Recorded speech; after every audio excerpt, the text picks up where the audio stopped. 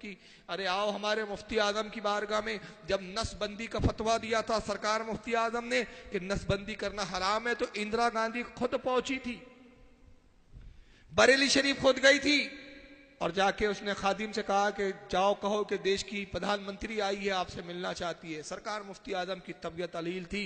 उलमा चश्मदीद आज भी मौजूद है उसमें, कई जो इंतकाल नहीं आज भी जिंदा है, मौजूद है अपनी निगाहों से, जिन्होंने वाकयात को देखा। वो बयान करते हैं कि हुजूर मुफ्ती आजम को घर में ही सलाइन लगाई गई थी, ग्लूकोज की बोतल चढ़ी हुई है, कमजोरी है, नकाहत का आलम, आप बिस्तर पर लेटे हुए हैं, ग्लूकोज जारी है, आपको सलाइन लगी हुई है। खादिम ने आके कहा हुजूर प्रधानमंत्री आई हुई है। तो आप खुश होके नहीं बैठ गए, अरे देश की प्रधानमंत्री आ गई है, इस्तकबाल करो। आप लेटे लेटे फरमाते उससे कहो जाओ मैं किसी औरत से नहीं मिलता, मैं किसी औरत से मुलाकात ही नहीं करता। खादिम आया, कहा कि जाइए, वो कह रहे हैं कि किसी औरत से मैं मिलता नहीं। तो कहती है मैं प्रधानमंत्री हूं, मैं इसलिए आई हूं कि उनसे मुलाकात करनी है, बात करनी है। नसबंदी का उन्होंने कैसे फतवा दे दिया नाजायज का, वो अपना फतवा वापस ले, और अगर वो नहीं मिलेंगे तो मैं घर में जबरन जो है जबरदस्ती के साथ घुसूंगी, दाखिल होगी। खादिम ने आके इत्तला दी तो सरकार मुफ्ती आजम ने बड़े सख्त जुमले में कहा था, और जुमला मैं नहीं दोहराना चाह रहा हूं, आप किताबों में देखिएगा। उसने फरमाया दुनिया की उस फुला से कहना कि वो लौट जाए, वो एक रात दरवाजे से घुसेंगी, फकीर के घर के 2 दरवाजे, वो इस दरवाजे से घुसेंगी, फकीर दूसरे दरवाजे से बाहर निकल जाएगा। और जुमले में बड़ी सख्ती थी, दुनिया की उस फुला से कहना। अब वो फुला जो है वो फिलिंग द ब्लैंक है, वो आप पूछ लेना उलमा से क्या है।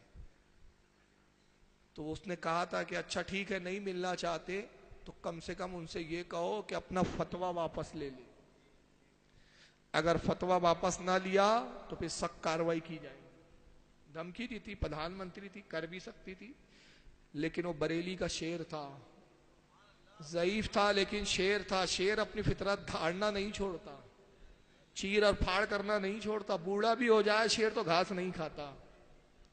खादिम आया, कहा हुजूर वो कह रही है आप अपना फतवा वापस ले ले वरना सख्त कार्रवाई की जाएगी। सरकार मुफ्ती आजम ने जैसी सुना जलाल में उठ के बैठे, गुस्से और जलाल में सलाइन को निकाल दिया और कांपते हुए जुमलों के अंदर कहा था उस दुनिया की फुला से कह दो, तू कहती है कि फतवा वापस ले लो, कसम खुदा की ये बरेली का फतवा है, तेरी हुकूमत बदल सकती है लेकिन बरेली का फतवा नहीं बदल सकता।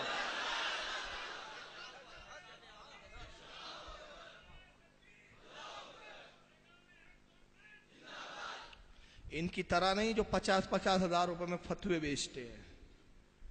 तो ये इनका किरदार था कि इंदिरा गांधी के तलवे चाटते थे, आज भी सोनिया के तलवे चाटते हैं, मोदी के तलवे चाटते हैं, जो मिल जाए, पापी पेट का सवाल है, रियाल सिक्के डॉलर जहां से मिल जाए, जहां से भी मिल जाए।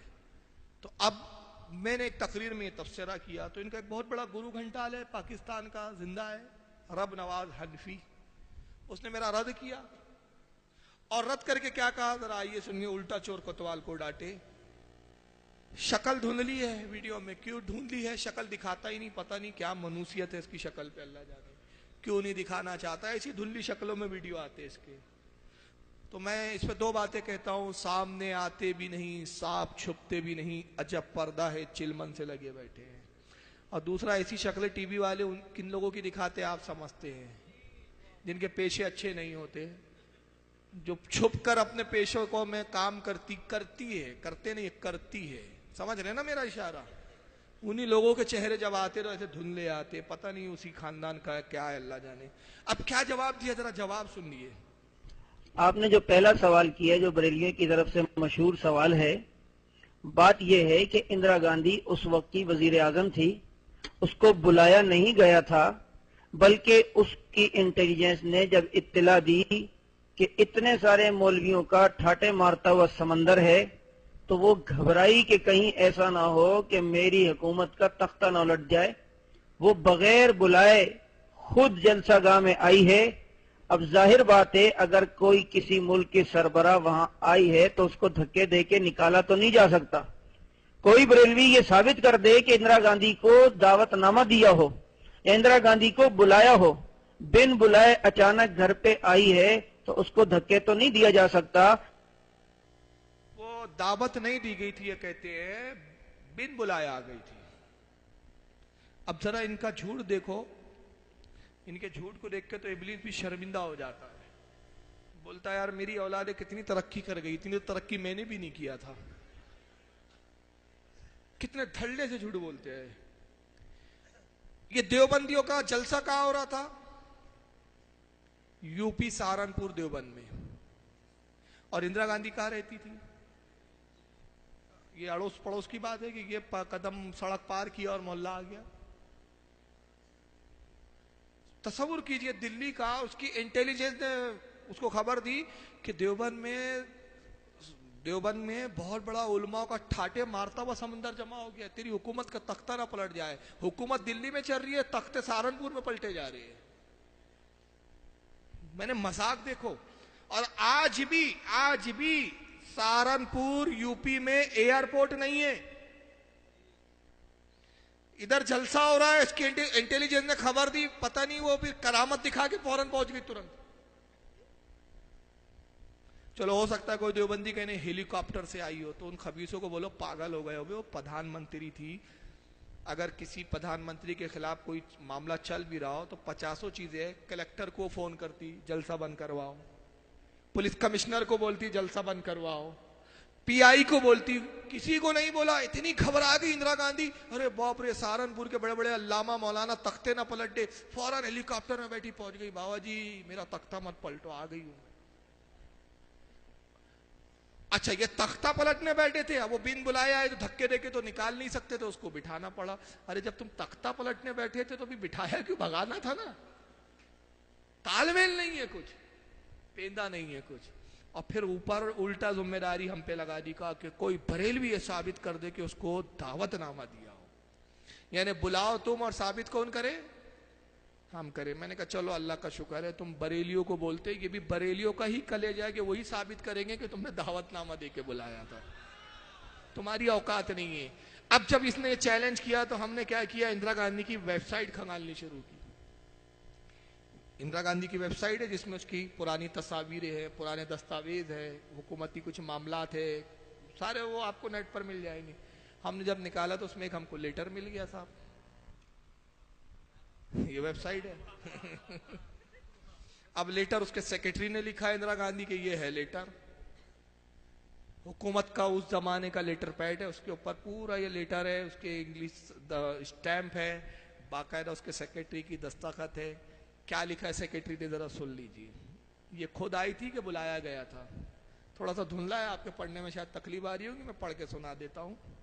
श्री मोहम्मद तैयब, सेक्रेटरी लिख रहा है, प्रेसिडेंट दारुल उलूम देवबंद सहारनपुर यूपी। यानी किसको लेटर लिखा गया है?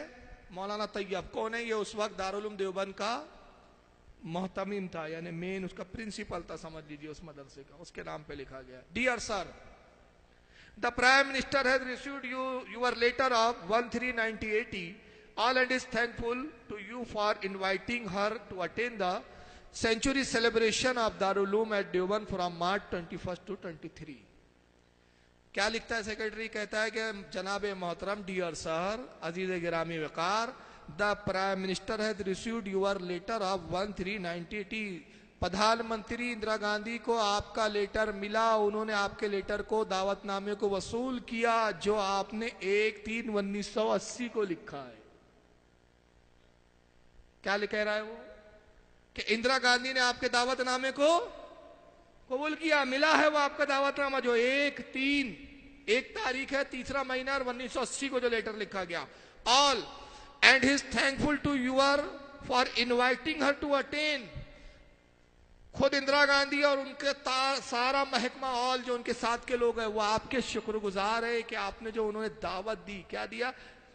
Thankful to you for inviting, जो आपने उनको दावतनामा दिया, inviting her to attend the century celebration of Darul Uloom at Deoband from March 21st to 23, जो 21 से 23 तक दारुल उलूम में जश्न सदसाला मनाया जा रहा है। उसके लिए जो आपने इंदिरा गांधी जी को, प्रधानमंत्री को जो दावत दी, उसके लिए वो भी शुक्रगुजार है, उनका स्टाफ भी सारा शुक्रिया अदा करता है। जब दावतनामा नहीं दिया तो कि इंदिरा गांधी को इल्म गैब आ गया था क्या? बगैर दावतनामे की शुक्रिया के लेटर भेज रही। अरे एक सड़क का कारपेंटर भी नहीं आता बगैर दावत के। भाई आप क्या कारपेंटर होते हैं कि वो क्या बोलते हैं उसको, मुखिया होता है? हाँ, काउंसलर आता है बकर दावत के। देश की प्रधानमंत्री आ गई तो अंदाजा लगाइए, ना दुनियादारी ठीक, ना अकीदा ठीक। और एक चीज मैं दिखाना चाह रहा हूं, बस इस पे इख्तिताम करूंगा। इस वक्त जो अभी इनके बहुत बड़े अमीर का आप देख चुके कौन थे, तारिक जमील साहब, उसका एक सेक्रेटरी है, सेक्रेटरी उसका क्या बोलना चाहिए, उसका राइट हैंड है, बड़ा अजीब व गरीब आदमी है। मैं किरदार भी दिखा दे रहा हूं क्योंकि उन्वान ये दिया गया था शिर्क व बिदअत, हालांकि मैं शिर्क पे नहीं बोला, मौजू कुछ और लिया, तो कुछ बिदअतें दिखा देता हूं। इसका नाम है जुनैद जमशीद। एक तरफ जनाब तकरीर करते हैं और दूसरी तरफ क्या करता है पता है, गाने गाता है। ये बड़ा अजीब व गरीब है इनके यहाँ का माहौल। तबलीग भी हो रही है, गाने और संगीत भी चल रहा है। ये मौलवी है इनके यहाँ के। जुनैद जमशीद देखो एक तरफ तबलीग कर रहा है, ये तबलीग करते हुए तकरीर की मैंने एक झलक डाली है, उसके बाद फिर उसका दूसरा रूप देखिए आप। खदीजतुल कुबरा कितनी बड़ी तकवीयत बनी कि फरमाया कि मैं पता नहीं कितनी बड़ी, मेरे पे चादर डाल दो, चादर डाल दो। या रसूलल्लाह आप घबराइए नहीं, आप तो लोगों को खाना खिलाते हैं, गरीबों के साथ नेकियां करते हैं।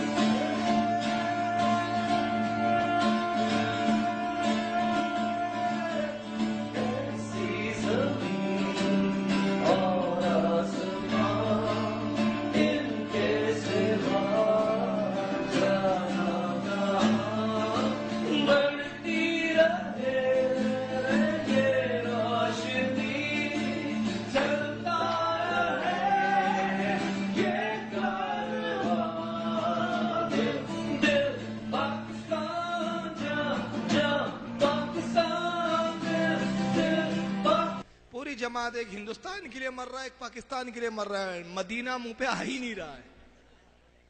अच्छा ये तो एक रूप था, दिल दिल पाकिस्तान। अब दूसरा तो हद कर दिया, फैशन शो में पहुंच गया खबीस।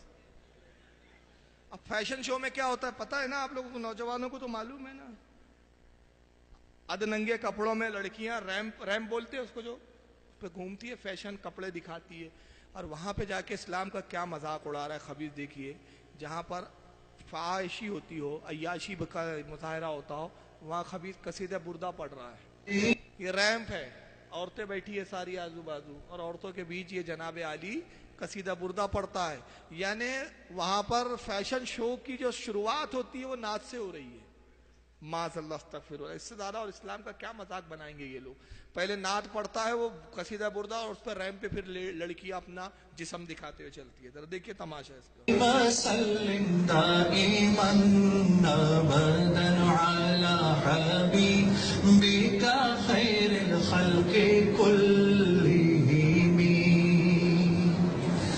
न कोई आप सा होगा, न कोई आप जैसा था, कोई यूसुफ से पूछे मुस्तफा का।